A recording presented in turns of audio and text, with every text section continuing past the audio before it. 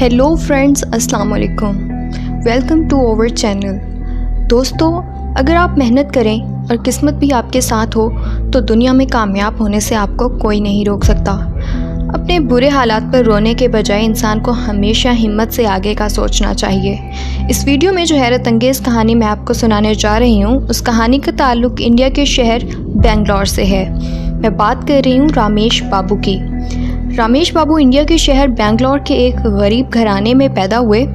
पेशे के लिहाज से उसके वालिद एक नाई थे जिनकी बाल काटने की एक छोटी सी दुकान थी, जिसकी कमाई इतनी थी कि बामुश्किल गुजारा हो पाता। रामेश बाबू के अलावा उसका एक भाई और एक बहन भी थे। इस ख़ानदान पर मुश्किलात उस वक्त मज़ीद बढ़ गईं जब उस ख़ानदान का सरबराह यानी रामेश बाबू के वालिद की 1979 में वफ़ात हो गई। ये उस वक्त सिर्फ 7 साल का था। उसके वालिद की डेथ के बाद उनकी छोटी सी दुकान उसके चचा ने संभाल ली, जो उसकी फैमिली को हर दिन उस आमदनी में से 5 रुपए दिया करता था, जो कि घर का खर्चा चलाने के लिए नाकाफ़ी थे। हालात से तंग आकर मजबूरन रामेश बाबू की मां ने लोगों के घरों में काम करना शुरू कर दिया, जिन्हें उस काम के लिए हर महीने 40 से 50 रुपए मिला करते थे, जिससे उनके घर में बामुश्किल एक वक्त की रोटी पूरी होती थी। वक्त गुजरता गया और रामेश बाबू 13 साल का हो गया और अपने घर की मुश्किलात को देखते हुए उसने घरों में अखबार और दूध की बोतलें फेंकना शुरू कर दी और साथ साथ ये स्कूल भी जाता रहा। इसी तरह रामेश बाबू ने अपना स्कूल मुकम्मल कर लिया और एक कॉलेज में दाखिला ले लिया। ये सुबह काम करता और शाम को कॉलेज में पढ़ाई। कुछ अरसे के बाद उसके चचा ने उसकी फैमिली को उस दुकान में से हिस्सा देना भी बंद कर दिया।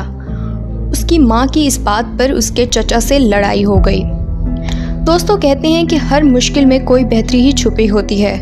अगर आप उस बेहतरी को पहचान लें तो आप अपनी ज़िंदगी में बहुत आगे बढ़ सकते हैं। यही मुश्किल रामेश बाबू की ज़िंदगी तब्दील करने लगी थी।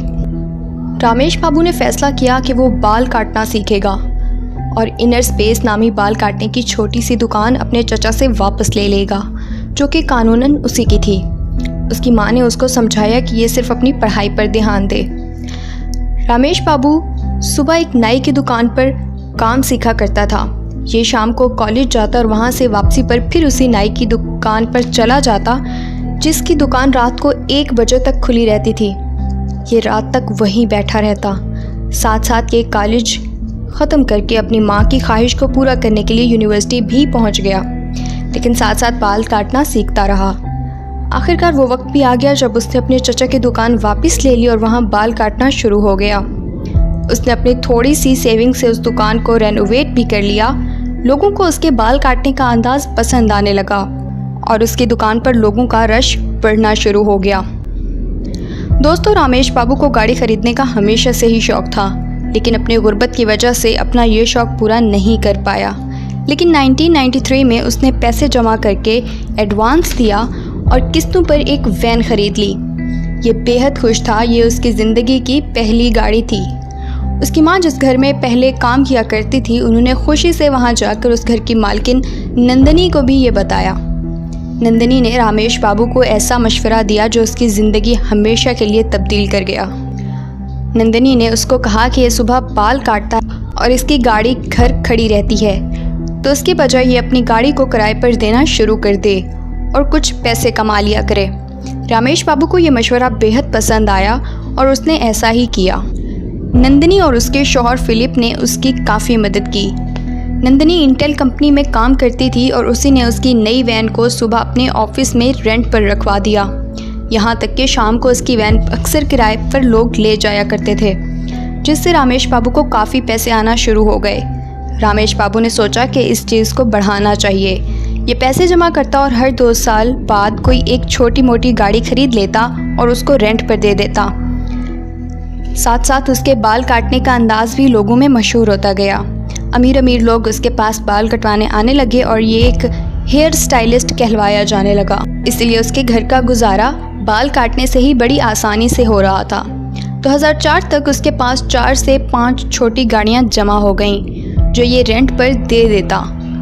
उसका एक छोटा सा रेंट ए कार का बिजनेस बन चुका था, लेकिन उस वक्त उस कारोबार में कंपटीशन बहुत बढ़ चुका था।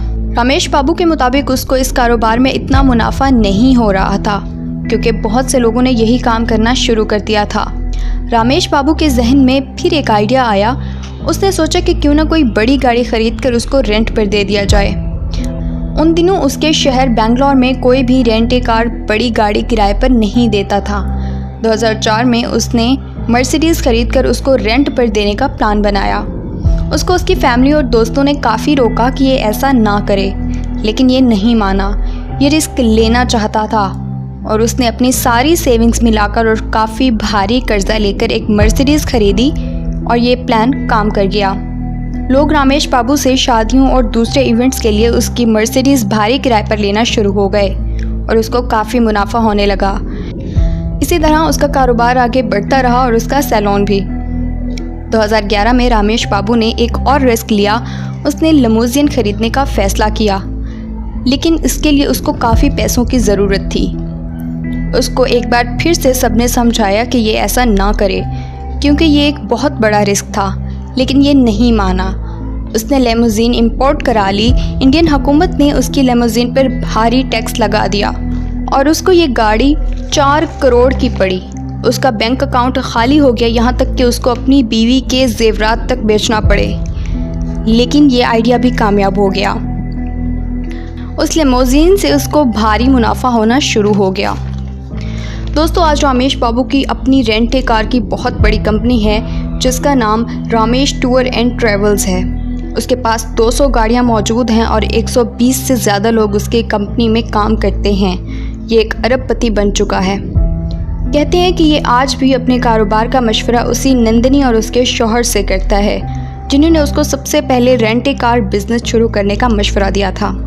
रामेश बाबू आज भी अपने नए सैलून में कभी कभी बाल काटते हुए नज़र आता है और ये एक ऐसा नाई बन चुका है जो अपनी मेहनत से कामयाबी की बुलंदियों तक पहुंचा और बहुत सारे लोगों के लिए एक मिसाल बना। अगर आपको हमारी ये वीडियो पसंद आई हो तो वीडियो को लाइक करना और चैनल को सब्सक्राइब करना मत भूलिएगा। हमारी आने वाली नेक्स्ट वीडियो तक के लिए अपना ढेर सारा ख्याल रखिएगा, दुआओं में याद रखिएगा। खुदा हाफिज़।